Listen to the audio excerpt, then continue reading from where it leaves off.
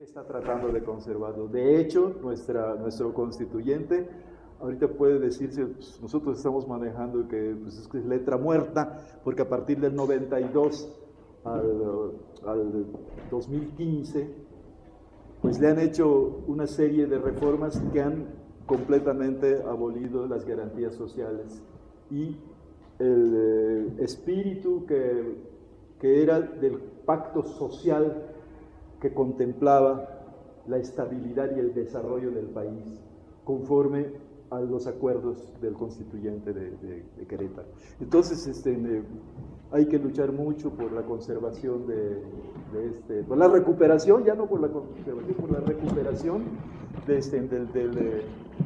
del constituyente y ahorita es amarrar, ir tejiendo la posibilidad de que todos los movimientos sociales, en mi presentación en Mérida yo decía que en este momento el partidismo está sumamente desprestigiado, sumamente desacreditado, pero aún hay la posibilidad de que los partidos movimentistas que se comprometan a coordinar los movimientos sociales, a trabajar con los movimientos sociales, son la esperanza de la cuestión electoral, porque si queremos una recuperación pacífica de nuestras garantías sociales, pues es únicamente la vía electoral.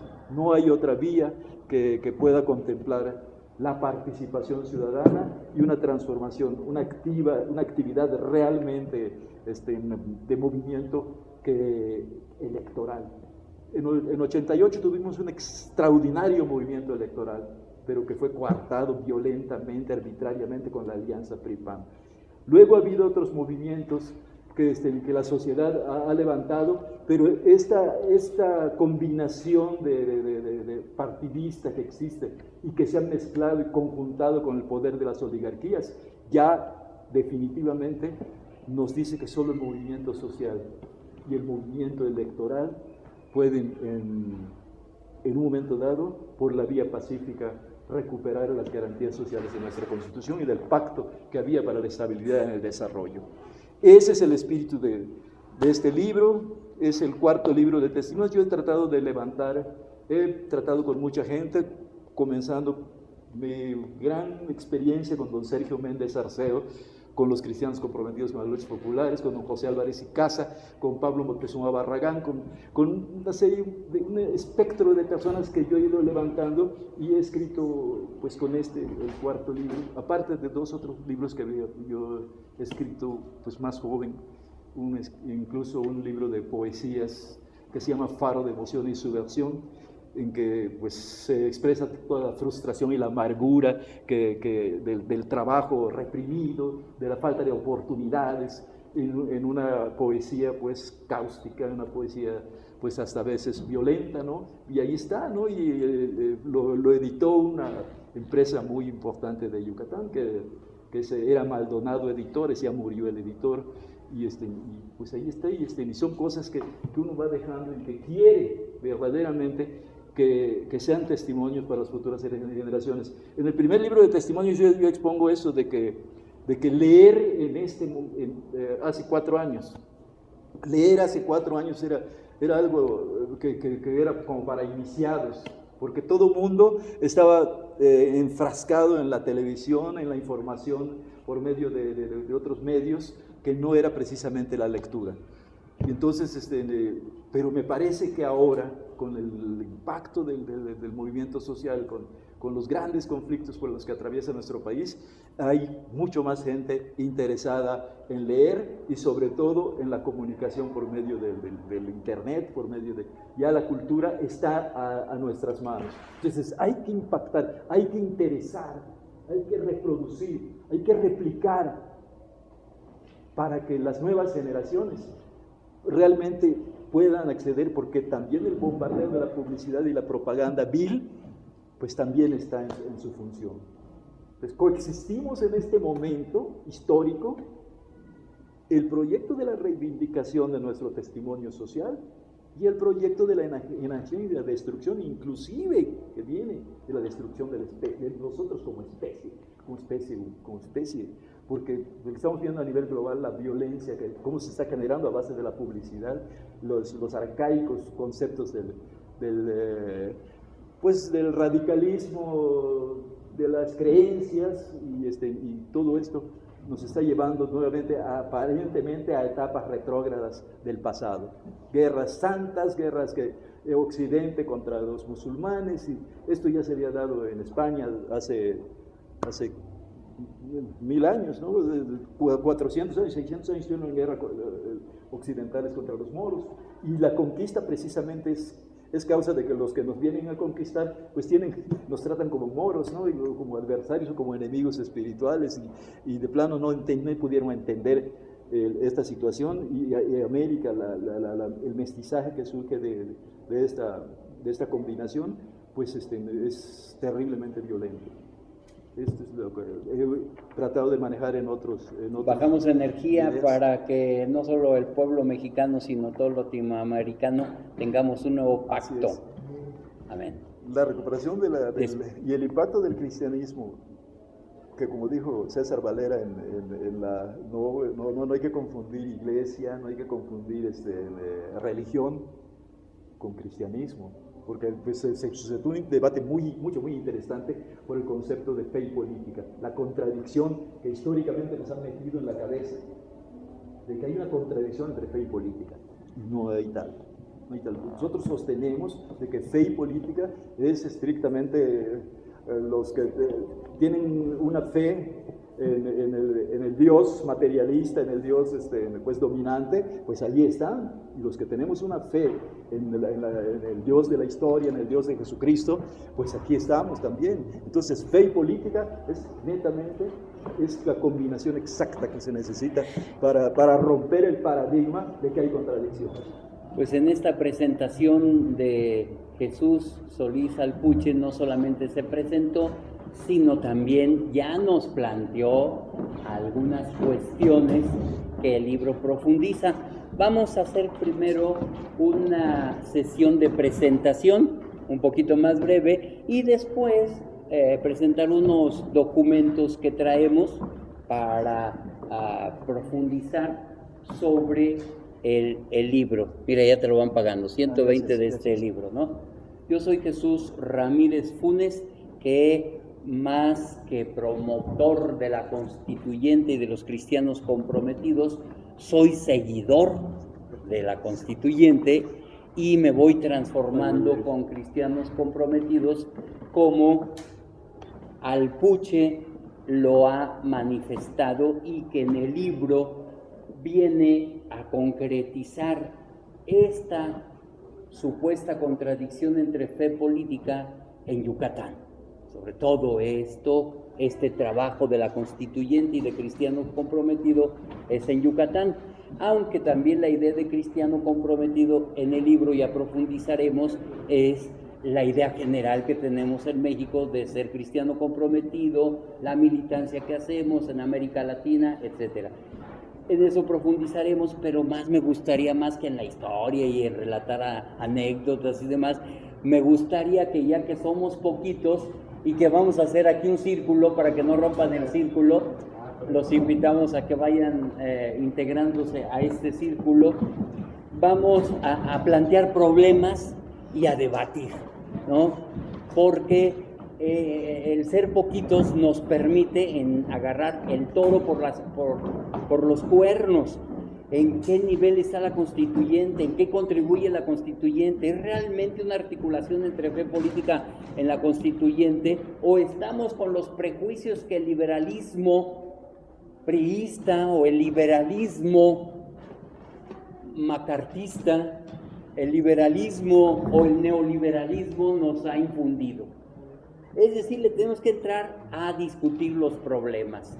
Estoy puestazo y al rato haré mi presentación. Otro de los presentadores que se presente. Antes, malo im, dalam situate, parte de judicar. Y acaba servicio de Chuco, indígena. Bastimala, ¿o qué dije? Vengo acá en el hospital a decir, acá a platicar lo que está pasando en mi pueblo, mi comunidad. Me llamo José Luis Ekchuk, yo soy indígena, Ek es estrella y Chuk es carbón. ¿Sí? Entonces me da mucho gusto que que me hayan invitado en esto, y sobre todo don Jesús, que pues, siempre estamos casi juntos con él. Y ahorita pues con este que estamos presentando y el problema que nosotros estamos pasando en el ejido de Techam, que es mi comunidad. El problema que suscitó hace 3 años ahorita es muy grave. Y ahorita lo comenté también en donde fuimos en la, ¿cómo se llama, don Jesús? MTS. MTS. Entonces estamos viendo de que los problemas que ha surgido, cómo el gobierno nos arrebata lo que es nuestro, ¿sí? En la carpeta básica dice que los verdaderos dueños de la tierra son los ejidatarios. Pero hace 3 años yo entré en la esfera para conocer qué es lo que es el ejido. Hay mucha injusticia, pero entré y gracias a Dios gané. Entonces yo quería hacer las cosas bien.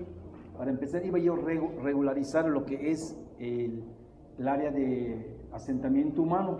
Allá en Techam, pues no hay eso, es uso común.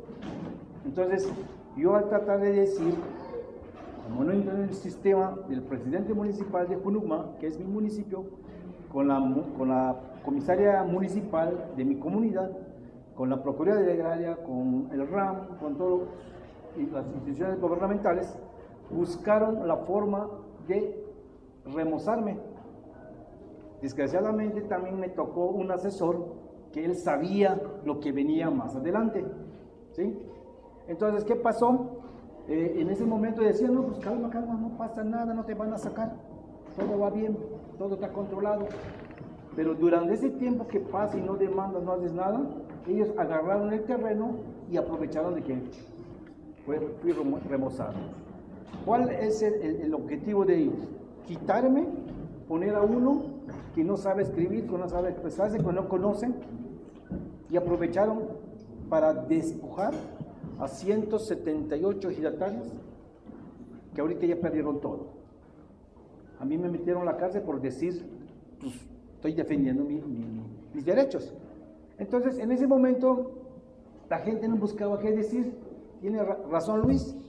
¿O es un vil? ¿O qué onda, no? La gente es muy tapada. Es una comunidad de 6,000 personas, pero estamos muy alejados de las cosas agrarias, o sea, las leyes agrarias, ¿no? Toda la gente está muy despistado. Entonces, buscaron la forma de cómo despojarnos de 1,714 hectáreas, donde ahorita se están haciendo una cervecera, que el mismo gobernador vino acá en la capital diciéndole a Peña Nieto, nosotros tenemos terreno para darle a las empresas transnacionales, y es dueño, o sea, diciéndole que él es dueño de las tierras, que cosa que no es cierto. Decíamos al principio que la carpeta básica dice que los dueños de las tierras son los verdaderos ejidatarios. Entonces, pero curiosamente, con esa lana que pagaron ellos, la gente de Techam, la gente de mi comunidad, pues carece de muchas necesidades. El gobierno sabe, y los traficantes de tierra aprovecharon que no sabían, hicieron que firmen en blanco, dándole una lana para que ellos ya otorguen su firma y diciéndole, estoy de acuerdo de que agarran esta tierra, de que yo te ofrezco todo. Es más, metieron hasta 14 ejidatarios que son empresarios. Entonces, como nosotros no caímos en ese juego, empezamos en contra, resistiendo, pero nos llevó muchos problemas, porque la misma gente dice, tú no quieres dinero, en cambio ellos sí dan dinero, pero nosotros estamos defendiendo nuestra tierra porque nos va a servir. Parece que es una contradicción entre nosotros como comunidad, y los empresarios nos hicieron la división para que nosotros empecemos a pelear entre nosotros. Entonces, el caso curioso es de que cuando ellos se dieron cuenta de que la asamblea en que hicieron la simulación, de que ya perdieron todo, entonces dicen, oye, tiene razón Luis, pero esto ya ha pasado, ya habían perdido todo. Entonces ahorita le digo a don Jesús, la semana pasada del viernes fue la primera asamblea donde a nosotros se nos van a dar nuestros derechos, nuestras tierras, ¿sí? Entonces, pero en el momento de pelear las tierras, sí nos causó mucho problema, y vemos que está coludido todo lo que es el gobierno. Entonces, ahorita le estoy diciendo a Jesús que gracias a Dios ya nos tomaron en cuenta y nos van a dar a nuestras tierras y es lo que estamos peleando, ¿verdad? Entonces, ahorita el objetivo pues, es trabajarla, seguir luchando con los compañeros que ahorita ya tienen una visión diferente a los otros, ¿sí? Entonces, Techam, en la forma en que se está manejando, ¿Quieres intervenir el nombre del ejido para que sea como una colonia o como un, ¿qué te diré? Una ciudad, ¿cómo se llama las casas? Un fraccionamiento. Entonces el gobierno eso sabe que perdiendo la postura como ejido, pues ya se pierde todo, ¿no? Entonces nosotros ahorita nos desligamos de ese ejido, nos hacemos un nuevo ejido, entre 21 ejidatarios que nos quedamos.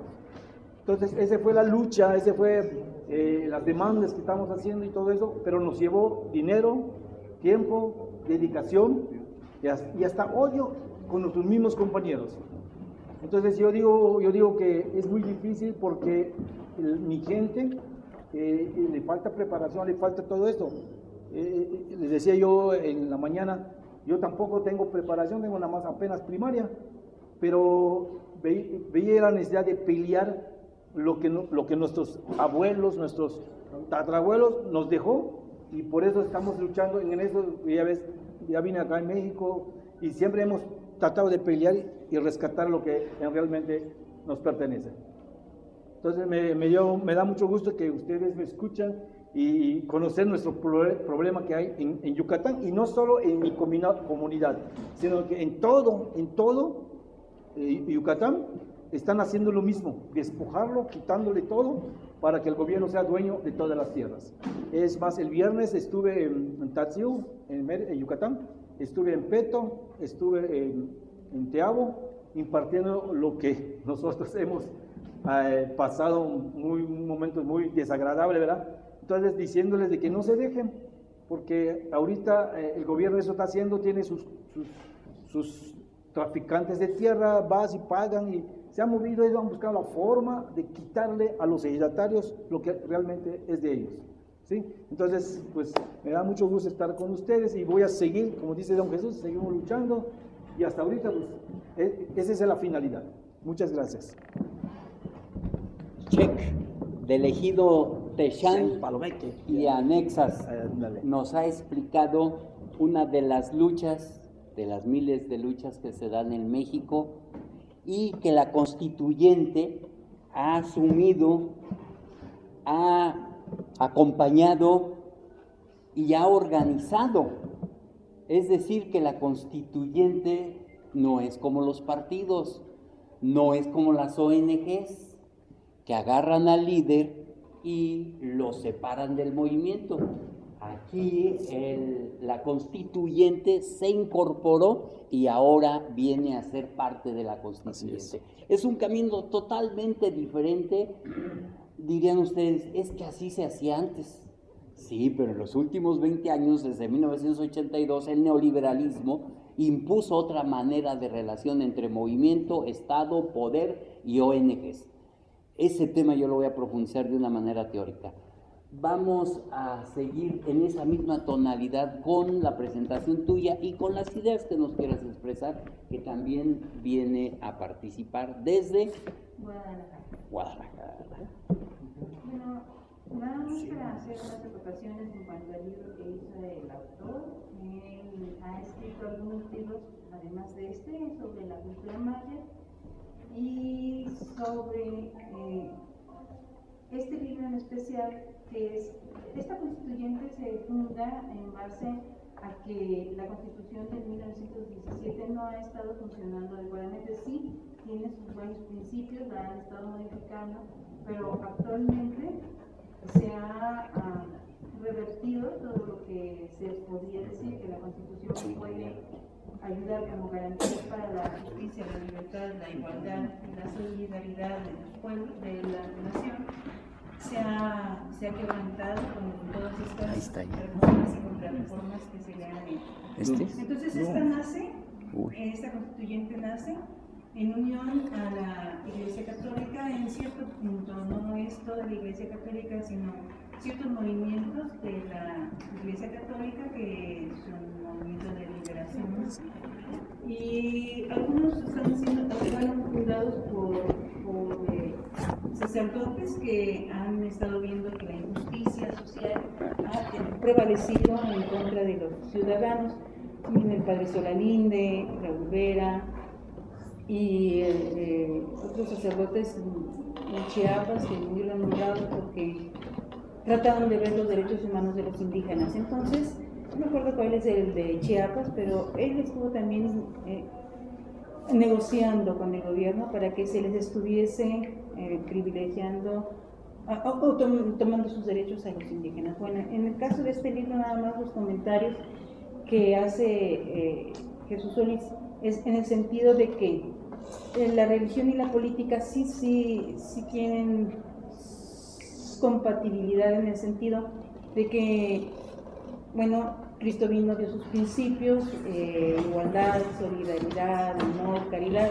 Igual, si la política tiene esos mismos principios, los políticos, él menciona aquí lo que es la política y los principios que deberían de regir a la política social, la política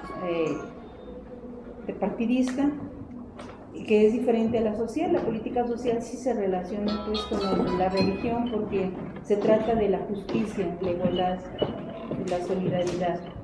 También tiene muchos puntos y puntos muy importantes en donde él ha analizado,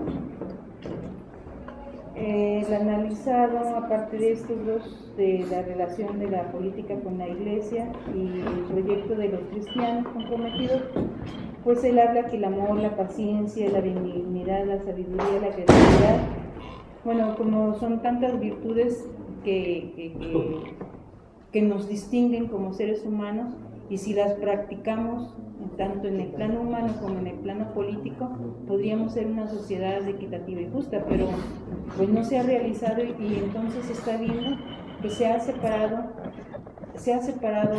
la función de la política, porque ya ha habido egoísmo, todo lo contrario a lo que la religión predica, pues que ha hecho que haya corrupción, que haya impunidad, que haya lesiones a los derechos humanos de los individuos, y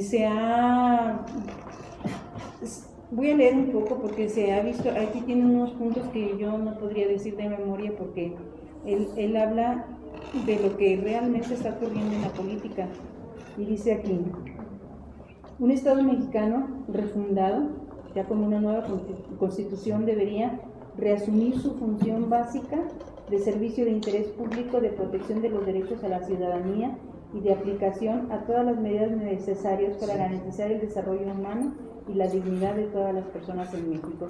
Esto es como la base, es lo más importante: garantizar la libertad sindical, apoyar a los indígenas, a la mujer, reconocer los derechos de los pueblos indígenas de origen, replantear la problemática de la migración, proteger a los migrantes, el tránsito de los migrantes de Guatemala a México, a Estados Unidos por México, garantizar el derecho de la información, la libertad de expresión.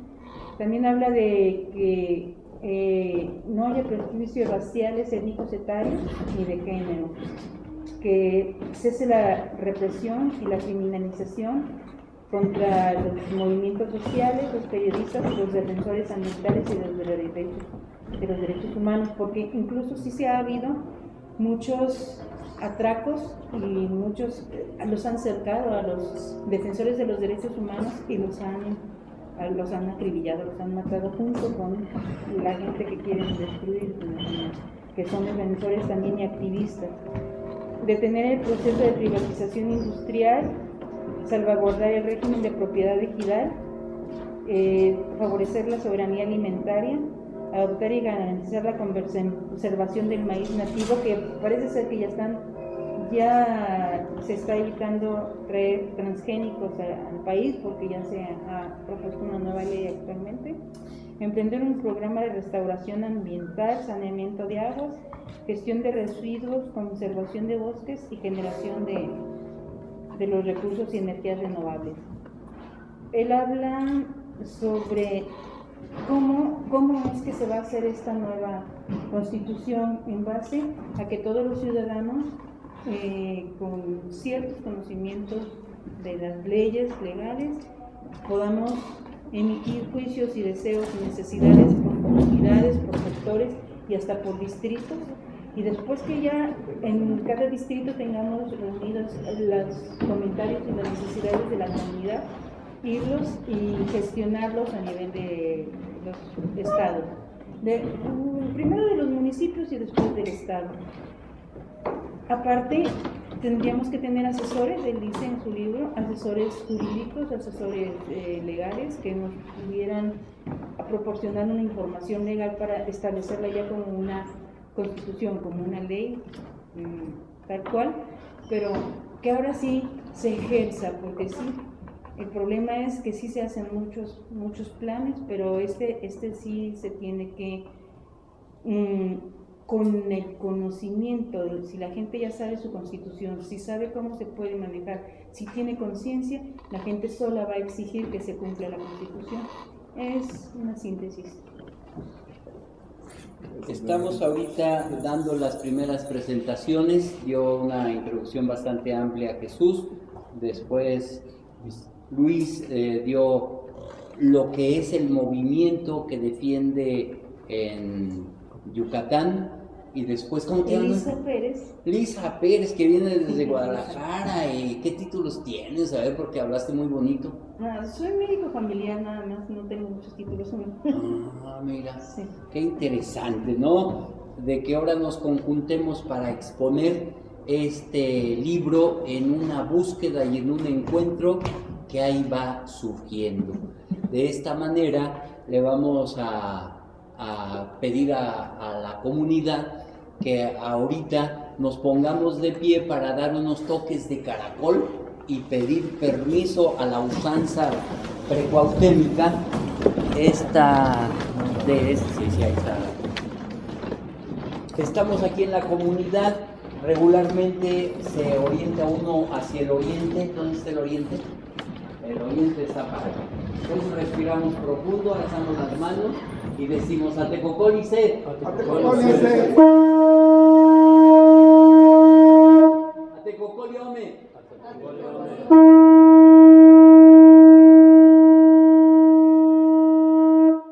Bajamos las manos, damos vuelta a la izquierda hacia el poniente. Respiramos profundo hacia el poniente, alzamos las manos, conservamos el aire. Atecocólice.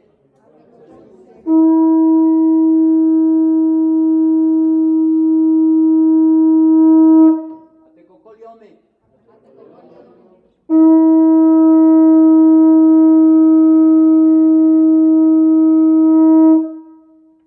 Bajamos las manos y damos vuelta por la izquierda hacia el norte. Respiramos profundo. Damos 2 toques de caracol. Atecocólice.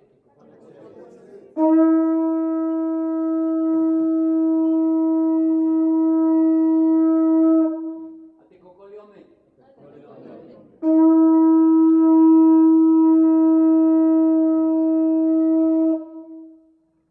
Bajamos las manos y damos vuelta por la izquierda mirando hacia el sur. A los guardianes del sur, como hicimos al oriente, al poniente y al norte, con una respiración profunda les pedimos permiso para seguir este caminar de la constituyente en la fe y la política. Atecocólice.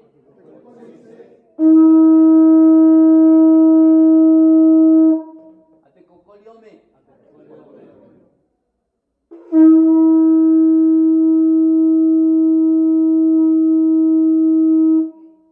Bajamos las manos, damos vuelta por la izquierda y todos quedamos mirando hacia el centro. Pedimos que Gloria nos diga las palabras en náhuatl para pedir permiso a los 4 puntos cardinales y a nuestra Madre Tierra y al cielo. Vamos a hacer con la mano izquierda, vamos a ponerla al centro y la derecha hacia arriba. Así unimos el universo con la tierra y estamos ambas agradeciendo esta creación infinita. A los guardianes, a la Pachamama, a Gaia, a la Parla de Jade, a esta creación y a esta comunidad que nos une todos de corazón en este centro. Estamos agradeciendo, le estamos pidiendo permiso y agradeciendo por esta bondad que nos está haciendo, que nos está compartiendo, el que respiremos todos estos elementos a los cuales nos dirigimos. Esos son gratis. Esta es la gratuidad que nos da la vida, a la cual estamos ahorita en este momento agradeciendo. Ashkan Tapanolis, Inguislan Pachaneque, Ingoy Yauquiski, Ixilopote Tatzin, Iyeyan y Quetzalcóatl. Ometeo. Bajamos las manos, nos quedamos un ratito sintiendo lo que percibimos.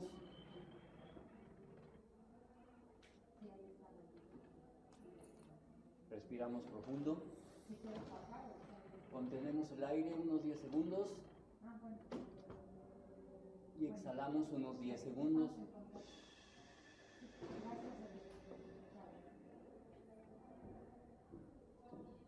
¿Nos sentamos? Disculpe, ¿tiene la cámara de Don Jesús? Exacto. Por ahí una cámara que dejamos. Aquí mira. Ah, mira, ahí está. Llega donde No estuvo. puedo respirar bien, no está la cámara de Jesús. El día 29, va a haber una concentración. Es que ahorita estamos viviendo un fin de época, así como el fin del esclavismo, el fin del feudalismo. Estamos viviendo ese pasar del antiguo paradigma al nuevo paradigma. Entonces el momento es muy fuerte, y una de las cosas que se están fundiendo ese es el pensamiento oriental con el pensamiento occidental. Y en este proceso de la nueva constituyente poco se ha resaltado los valores mexicanos. Aquí en el libro solamente, sí hay varias cosas, al rato nos explicas qué valores yucatecos vienen en el libro, porque no solamente está la portada, viene un cuento, vienen muchas cositas que nos lo va a decir Jesús. Pero además nosotros en nuestros encuentros no debemos de quedarnos como nos marcan los cánones racionalistas. Si siguiéramos así, entonces estaríamos acá los ponentes y allá los auditores. Por eso invitamos a los compañeros para que no rompan este círculo de amor, que se integren, que se abran un poquito más y se introduzcan. De tal manera que aunque estén un ratito, no se abran mucho, si no se hace. Como está trabajando también. No importa que se esté un ratito aquí, pero sin romper el círculo, que ese esfuerzo por integrarse, aunque sea un ratito. Dice una canción que el momento que estamos aquí es breve y que lo debemos de aprovechar al máximo. En ese sentido, creo yo que aunque sea un ratito, pues hacemos este círculo de amor. Creo yo que ya la portada nos da algunos elementos y que algunos planteamientos ya se están haciendo. Los planteamientos que yo voy como ponente a como compartirles es la constituyente, los cristianos comprometidos y las ONGs. En ese sentido, les pediría que recibieran este documentito, si me hace favor. Está por un lado y por otro, así como dos versiones. Entonces la versión fuerte es la de que tiene la mayúscula. Sí. ¿Es una hoja? Se la paso por favor.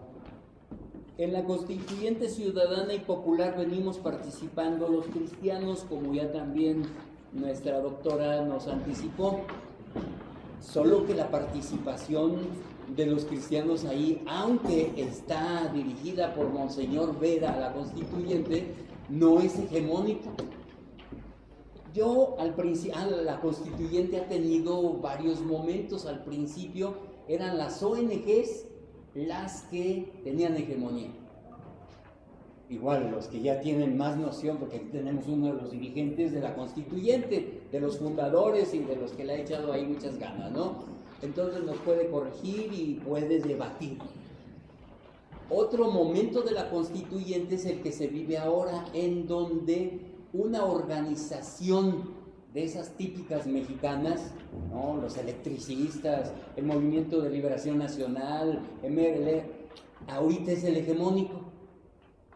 Él es el que organiza, él es el que pide los documentos, él es el que pone las discusiones, él es el que concluye, aunque Monseñor Vera sea el místico. Pero como que la dinámica, la mecánica la imponen esta organización. Eso es lo que yo intuyo. Entonces, la Constituyente es muy variable.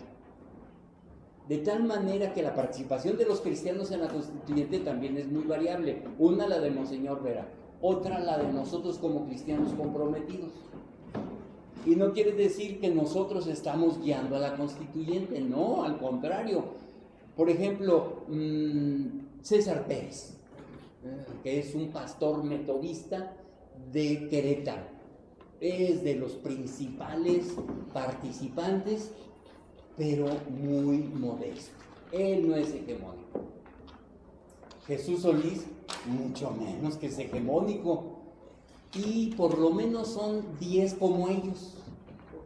Por lo menos militantes que asumen la fe política, es decir, como cristiano comprometido en todo el país. Pero no somos hegemónicos en la Constituyente. Es decir, que se impone más el racionalismo de las ONGs o el racionalismo de esta organización política. En ese sentido, mi ponencia va a reflexionar y a plantear en el documento que les di una reflexión de qué son las ONGs. Primero nosotros, los cristianos comprometidos en la participación en la construcción, en las ONGs, hemos tenido mucha incidencia.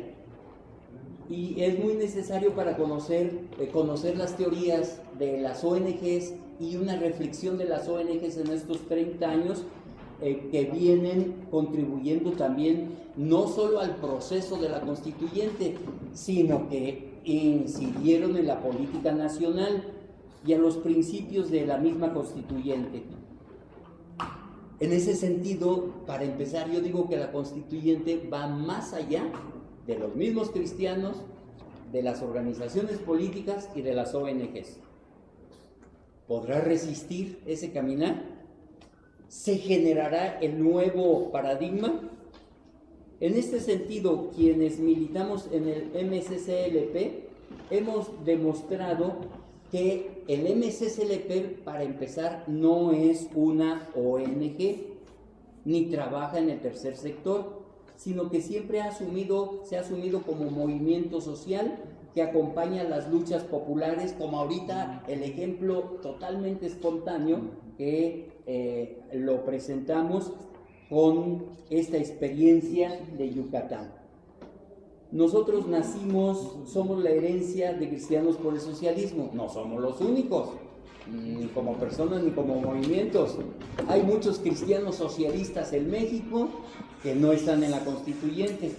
Hay muchos cristianos por el socialismo en México que están arraigados en las comunidades indígenas, que no tienen que ver casi nada con las ONGs, que no reciben financiamiento. Otros cristianos que están en los movimientos sociales, por ejemplo, son los electricistas. Ahí hay muchos cristianos. En Morena hay otros cristianos que ahí sí estamos más desfigurados. todavía en la constituyente hay esta posibilidad de reflexionar. Existimos en varios países latinoamericanos con diferentes nombres. Nos une la visión en contra del capitalismo y del neoliberalismo. Promovemos la organización de clases populares.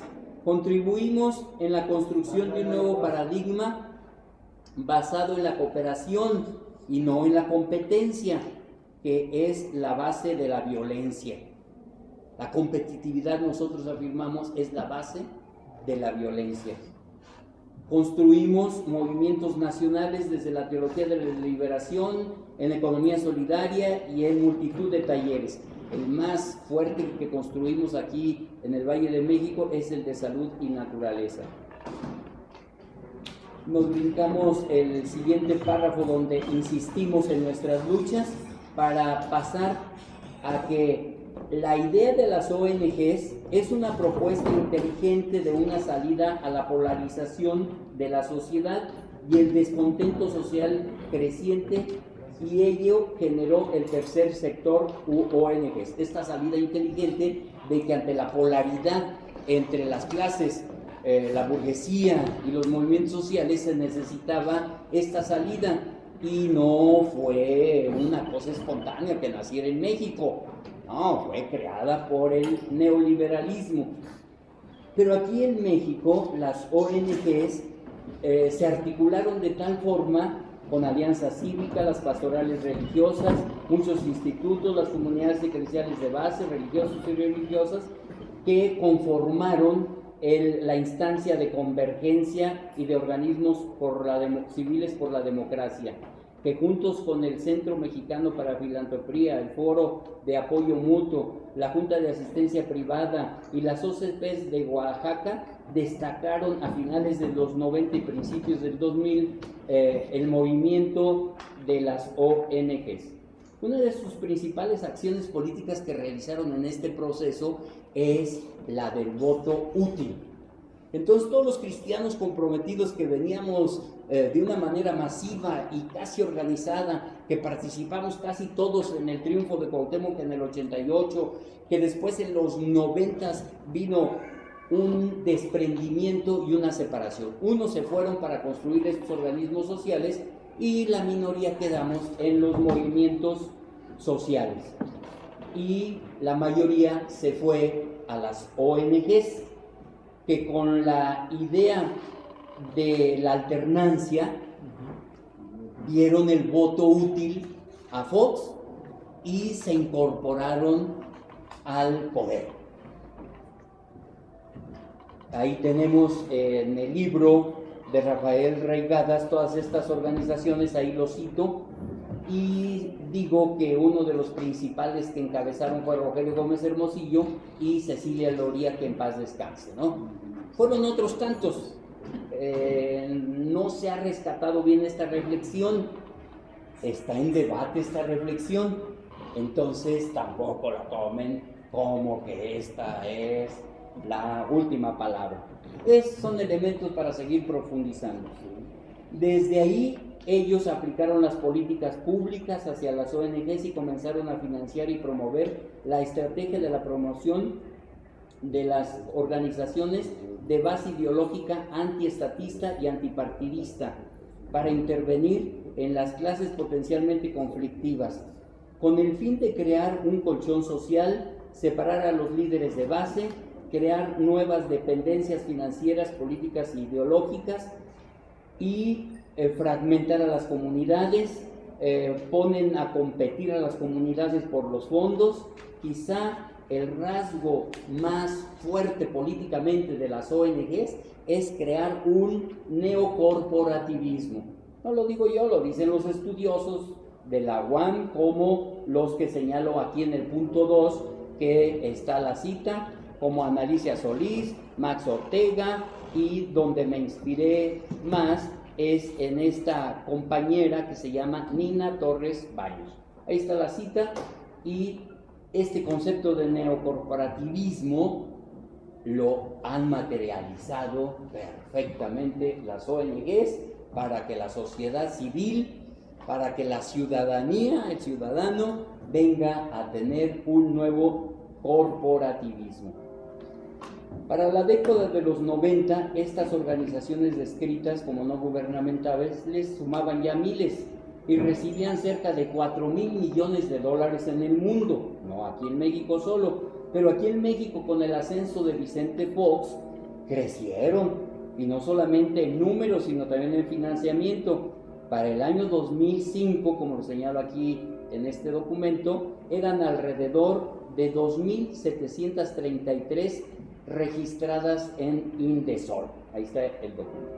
Después, en el siguiente párrafo, señalo algunas características más específicas de la ONG. Es un párrafo muy denso y se los dejo para que ustedes, si están interesados, lo profundicen, y aquí solamente trato de decir cómo estas organizaciones también están en la constituyente, pero no les interesa la constituyente. Yo creo que ya la mayoría se fueron, yo creo, ¿no? Porque las que se quedaron, esas sí están ligadas a las organizaciones sociales. Y las ONGs, su primer función es no ligarse al interés comunitario, sino que separan a los líderes y entonces, con unos pesitos que les dan ahí para sus oficinas, abandonan a los movimientos, despolitizan a los movimientos y todo lo que digo ahí, ¿no? En ese sentido, creo que cada vez se está depurando más la constituyente, pero las ONGs siguen existiendo, las ONGs siguen financiando, y entonces para las próximas elecciones van a ser muy fuertes. Ojalá suceda lo que uno de sus jefes el lunes pasado dijo, ¿no? Porque ellos hablan, sobre todo los principales teóricos, en el canal 11, los lunes. Lorenzo Meyer. Primer plano. ¿Cómo? Primer plano. En primer plano se llama ese, muy bueno. Yo tengo 10 años escuchándolo, muy bueno. Y lo que me causó más sorpresa es que este lunes, 2 de ellos, ¿sí?, dijeron que la alternancia había sido un fracaso. Ellos habían propuesto la alternancia en el 2000, ¿sí? Curcio, que no es de esta camada, dijo que no, que la alternancia había tenido sus valores y lo defendía. Entonces Curcio está todavía más dentro del neoliberalismo, por más que tiene mucha habilidad para dar una imagen y ser ahorita prácticamente el único, pues como comunicador que nos da algo de noticias, pero las da con esta intención. En cambio, estos compañeros que son más autocríticos, que son a los que estoy criticando, ¿sí?, aceptaron que se equivocaron y aceptaron que ellos propusieron el voto útil para que la alternancia se diera, y ahora dicen que la alternancia es un fracaso. Ojalá maduren pronto para que en estos 2 años logren que su agrupación se politice y vaya para lo más importante que dejaron, que fue el interés común, el interés social, el bien común. Es lo fundamental de la constituyente.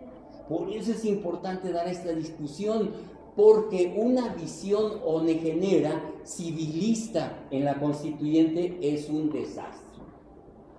Es realmente llevar a una especie de neoliberalismo neocorporativo. Exacto. Entonces, vamos a salir de Guatemala y entramos a Guatepeor. Es por eso que este libro, que nos dice que hay estos cristianos disque aislados, porque no estamos aislados, Alfonso está realizando su lucha por los movimientos sociales dentro de él, que en un momento sí tuvo más realce, ahorita ya no te hemos visto mucho. Albuche, que no ha tenido muchos, César, que es de los grandes del movimiento popular, y nosotros aquí en el Distrito Federal, pues podamos dar nuestra contribución teórica a la nación que queremos. Y si se va a formar una constituyente, entonces darle ese nuevo paradigma teórico que los cristianos ya en 20 años acuñamos y que en el libro Las lecturas de reflexión como esa que está al reverso de su hoja y que es la introducción del libro, viene a ser ya como una expresión teórica del nuevo paradigma. No se le entiende nada, relata nada más los encuentros de los cristianos comprometidos, pero es un lenguaje nuevo. Los teóricos de la lucha de clase, como el que ahorita hegemoniza en la constituyente, no nos lo entienden. Están en contra de la teología de la liberación, siempre están articulados con CEDEPAC y con todas las organizaciones religiosas de una manera utilitarista, pero no se transforman ellos.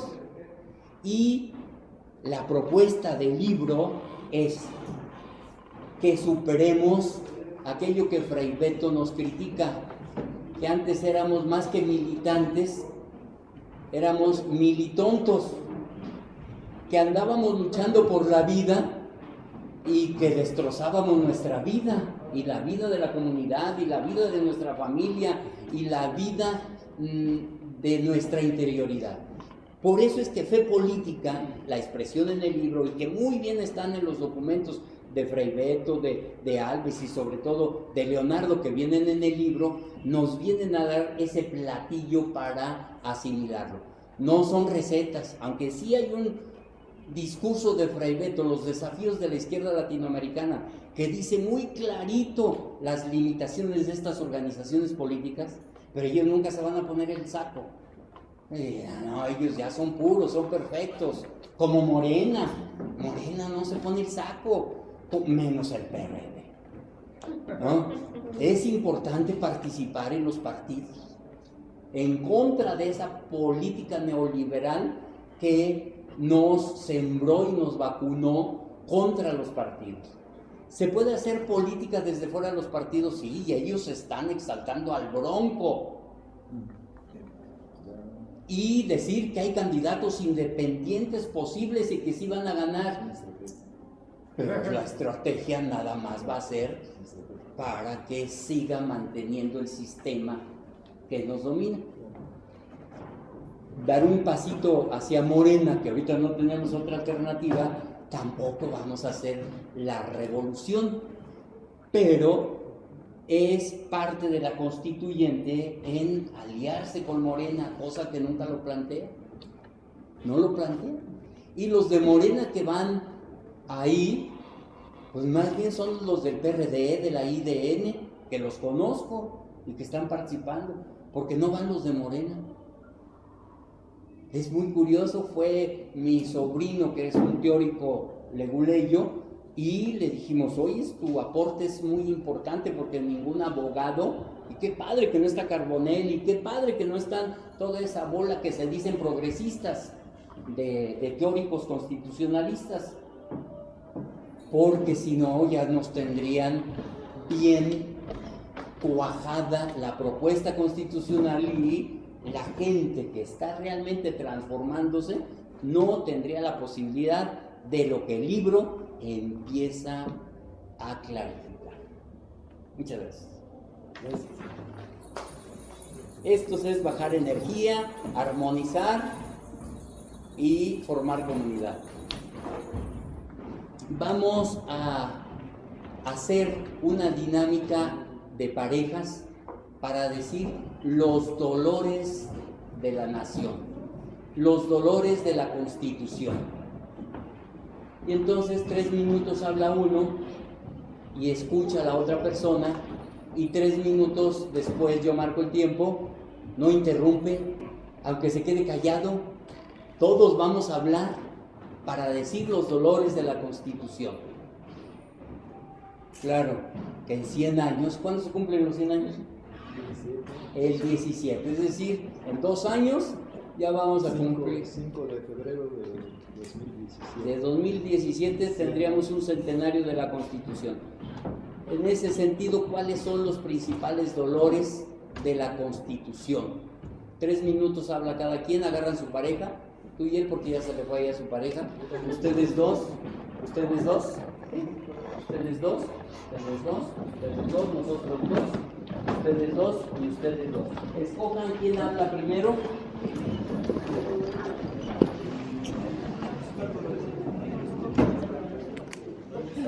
¿Tú con quién?